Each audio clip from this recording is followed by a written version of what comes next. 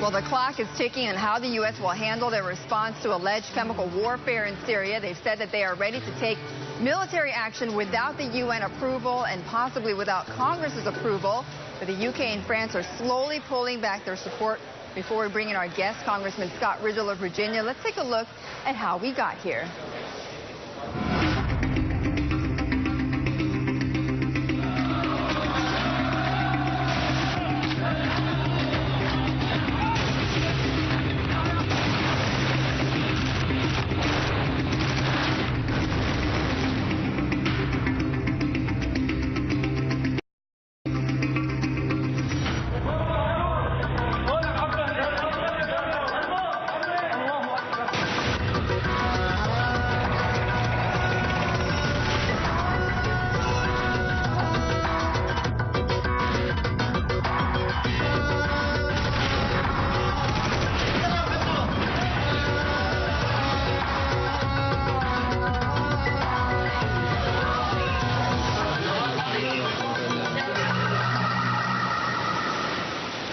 Well, staying on Syria this week, Republican Congressman Scott Rigell of Virginia, a member of the House Armed Services Committee, called on the president to keep Congress involved as he considers military engagement in Syria, including calling an emergency session before authorizing use of military force. Congressman Rigell joins us now. And Congressman, thanks so much for being here with us. I know you've been hard at work while Congress has been on break on various matters, including the budget. Now, you've gathered, is this right, about 117 signatures from both Democrats and Republicans? That's correct, Betty. It's a really critical issue. Appreciate the opportunity to discuss it this morning. What we're calling for, bipartisan effort here, is for the president to follow the Constitution. It will slow down this process just a bit.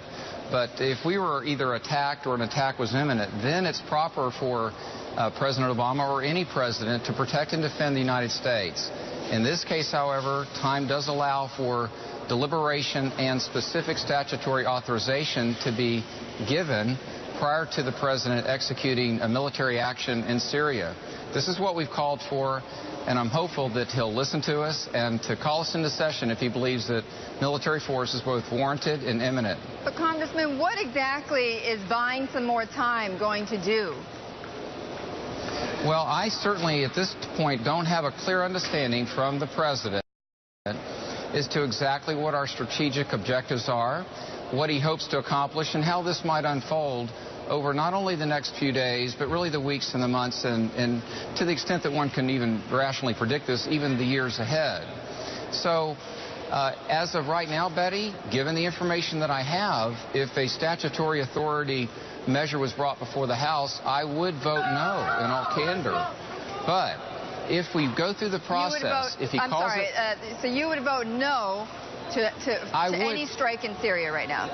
I would, given the information that we have at present. But I'd also commit to the president, of course, to the people that I serve and represent, that should he call us into joint session, I'd go into that session with an open mind. That's the purpose of this, so that there can be a healthy and open debate.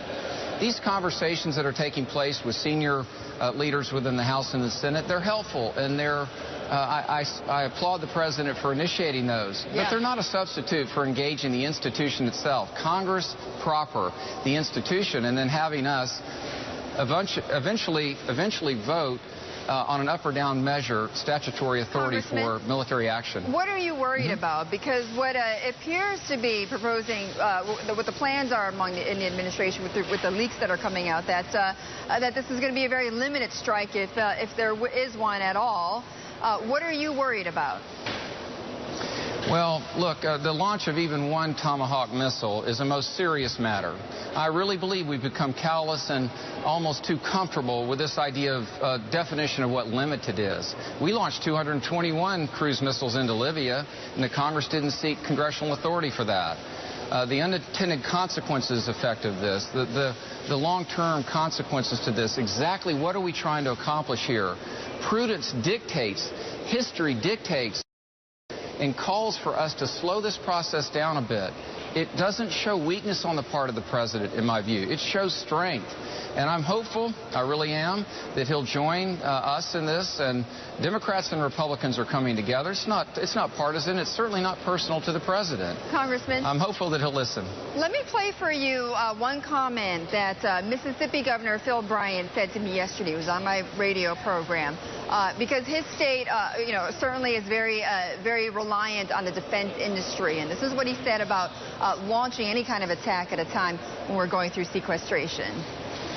Perhaps now, at a moment when it would be ill-advised to go into this war, this should have been talked about, I would have thought, months ago before it escalated to the point of using chemical weapons, but also cutting our defense industry as sequestration in this administration has decided to cut back on our defense industry. Well, similarly, Congressman, you also have many defense jobs in your state. Does any of this factor in?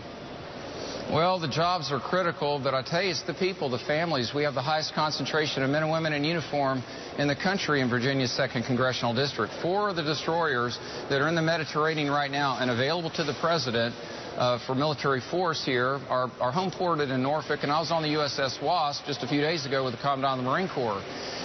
Look, our men and women in uniform will do what they're asked to do. They will execute the mission, but the long-term ramifications of sequestration, I use this word carefully, but it applies. They really are catastrophic. We can do far better than this, advancing a wiser alternative. I'm working with other members, both in the House and the Senate, to do just that. Right. Look, we've got to do what's right for America, to put our country first.